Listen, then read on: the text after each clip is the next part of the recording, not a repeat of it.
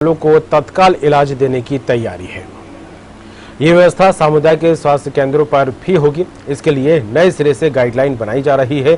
स्वास्थ्य महानिदेशक ने KGMU लोहिया संस्थान, बलरामपुर अस्पताल, सिविल अस्पताल और लोक बंधु अस्पताल के मेडिसिन विभाग के 5 विशेषज्ञों की एक कमेटी गठित की है। पिछले कुछ समय से प्रदेश में मिलावटी शराब पीने से बीमार होने वालों की संख्या में लगातार बढ़ोतरी देखी जा रही है। स्पष्ट गाइडलाइन न होने की वजह से ऐसे मरीजों को CHC या जिला अस्पताल से रेफर करने पर जोर दिया जाता है, लेकिन कई बार दूसरी जगह पहुंचने से पहले ही मरीज दम तोड़ देते हैं। ऐसे में नई गाइडलाइन तैयार करके CHC स्तर पर इलाज मुहैया कराने की व्यवस्था की जाएगी।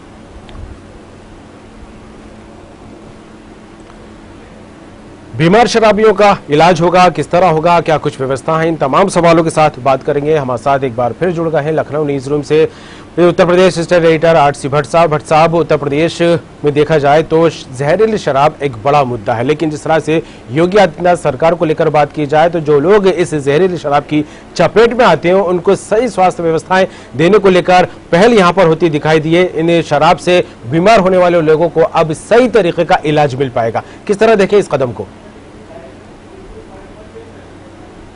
उत्तर प्रदेश में अवैध शराब, जहरीली शराब एक आर्काइव गैंग की तरह वर्षों से काम कर रहा है। एक कुटीर उद्योग की तरह ये लगातार काम कर रहा है और विगत अगर हम 20 वर्षों पर नजर डालें तो इससे हजारों लोगों की मौतें हो चुकी हैं।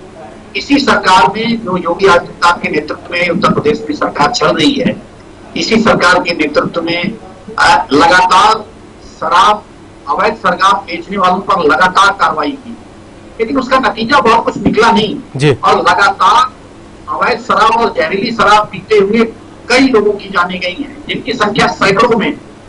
और उसके साथ साथ अभी जिस तरह अलीगढ़ का कांड हुआ है कि सरकारी ठेके पर सरकारी शराब पीकर वहां पे 100 से ऊपर लोगों की मौतें हो गई, तो निश्चित रूप से कहा जाए ये बहुत ही दुखद है।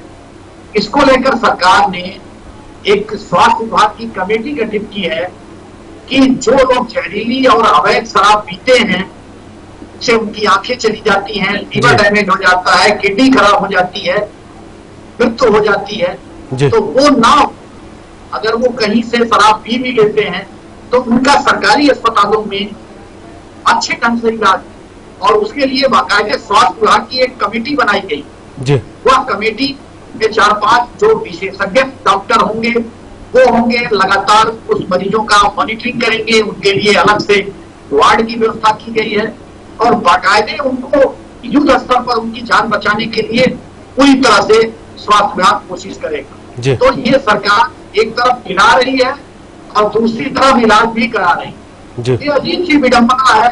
सरकारी ठेकों पर जहरीली शराब मिलना, ये शराबी विभाग का एक फेलियर है, यानी आबकारी विभाग का एक बड़ा फेलियर है निश्चित रूप से, क्योंकि सरकारी ठेकों पे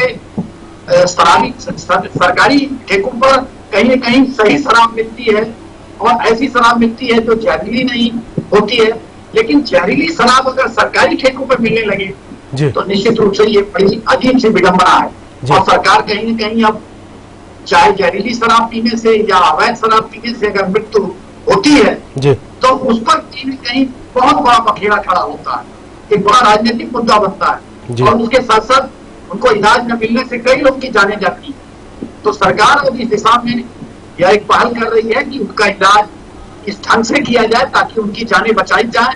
एक कमेटी का गठन किया गया है, एक्सपर्ट डॉक्टर को रखा गया है, अलग से व्यवस्था की गई है और कहीं न कहीं पूरी तरह से उनकी देखरेख करके उनकी जान बचाने का काम किया जाएगा।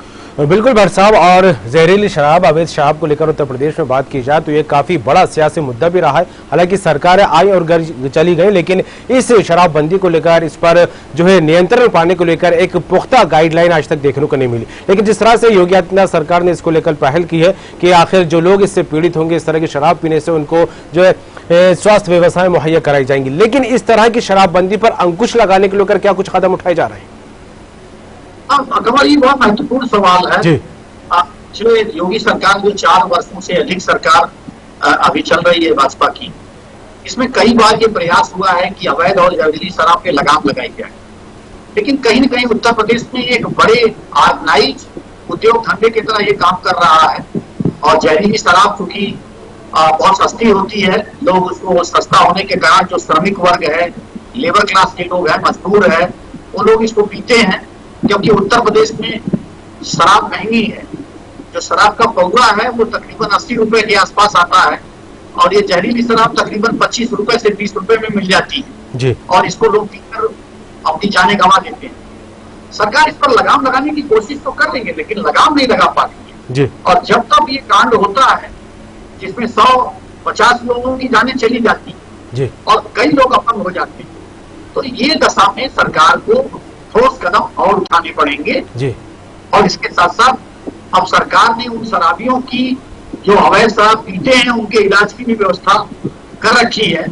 हालांकि ये इलाज उनका एक नैतिक अधिकार है जी। लेकिन फिर भी जो है उनके लिए अलग व्यवस्था, अच्छी व्यवस्था, एक एक्सपर्ट के साथ की हर तरह से उनको जान बचाई जा सके, जी। ये सरकार अब व्यवस्था करने का।